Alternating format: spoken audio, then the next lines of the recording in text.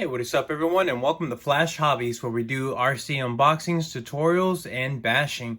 Today we're doing a unboxing of the Sin Racing F-450 SD truck.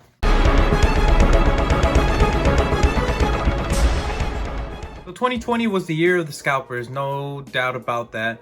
Everything got jacked up. Anything that looked interesting in any hobby was basically scooped up as soon as it came out and resold for ridiculous amounts, as you see right here. Retail price on this truck is $369.99. It is an amazing looking truck. Have not looked at it yet besides videos, so this will be my first view of the truck itself.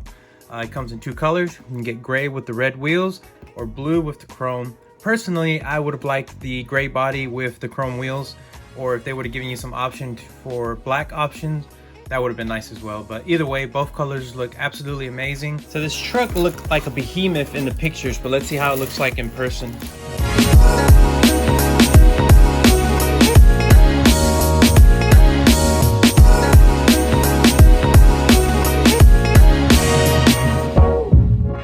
And here she is. Now the truck itself, it has a wheelbase of 17.5, and it's almost a foot wide at the widest point back here. It's a little bit under in the front, so about 11.25 in the front. Sin Racing has gone all out and given you a licensed Ford Super Duty F-450 Platinum Edition body. Get the American Force wheels. These are plastic, but they look absolutely spectacular, and they definitely pass for aluminum. They give you an instruction manual included in your book, and good thing is bed is removable if you choose to do that. You can also remove the plastic bits here, so it'll give you a couple of scale bits like the mirrors, and the bed itself is actually a scale bit because it's actually a deep bed. It's not like normal trucks where they have the Lexan at the top. They include decals, and they include some more stickers for if you want to put on your truck or whatever you want to put on.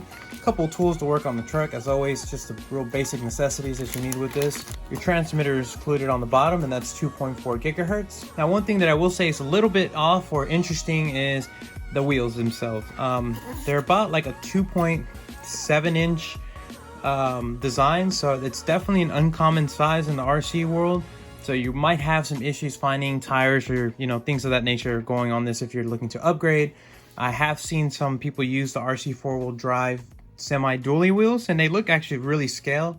And again, you're going for that big oversized truck look. So I get why these are 2.7s as far as scale-wise. That's not a very scaled tire, but that's definitely if what they consider a mall crawler. The remote is really funny because I actually have this, and this is very old technology as far as the remote is concerned, because I'll show you here. I actually have this from my MST drift car.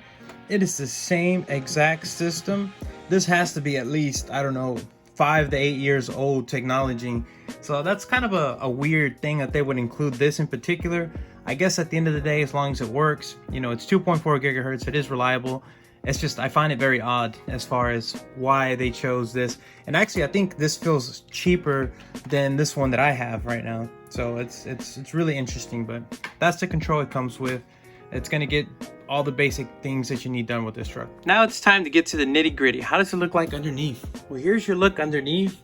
Like I said, it's a very long chassis, 17.5 inches. That's an extremely long wheelbase, and they've gone with a 4-link solid axle in the rear, also a 4-link solid axle in the front, but it is independent suspension. As far as crawlability, I couldn't tell you. I don't think this is going to be a crawler whatsoever. If you have any intentions of getting this truck, it's strictly for looks or to use as a tow rig for a scale tow rig. It's going to be kind of hard to find a body. You will have to modify pretty much any body that you're going to get in order to fit onto this. Now, the good thing with this truck is it's not branded electronics, but you are getting a Savox servo, so that's pretty good, or Savox, however you want to say it. You are getting Hobbywing electronics. With the Hobbywing electronics, you do get some waterproofing there, a brush motor, which is high torque, and this is a 2-speed truck, so you have a high and a low gear. The transmission itself is pretty interesting because it works more as a transfer case than a tranny. Pretty much you just have one long shaft that transfers the power into here all the way down.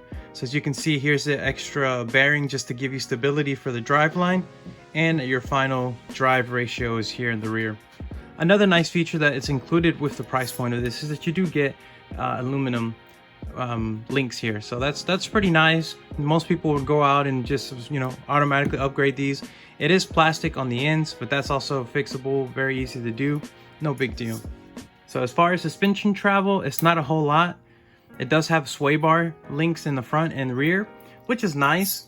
Here's another look at those wheels, and again, they look spectacular in person. I personally do like these a lot. The wheels do feel kind of sticky. Again, they're not going to be for any type of crawling whatsoever, but they do look scaled to the truck, and that's really what it's about at the end of the day with this thing. Very nice that all your weight is basically in the middle.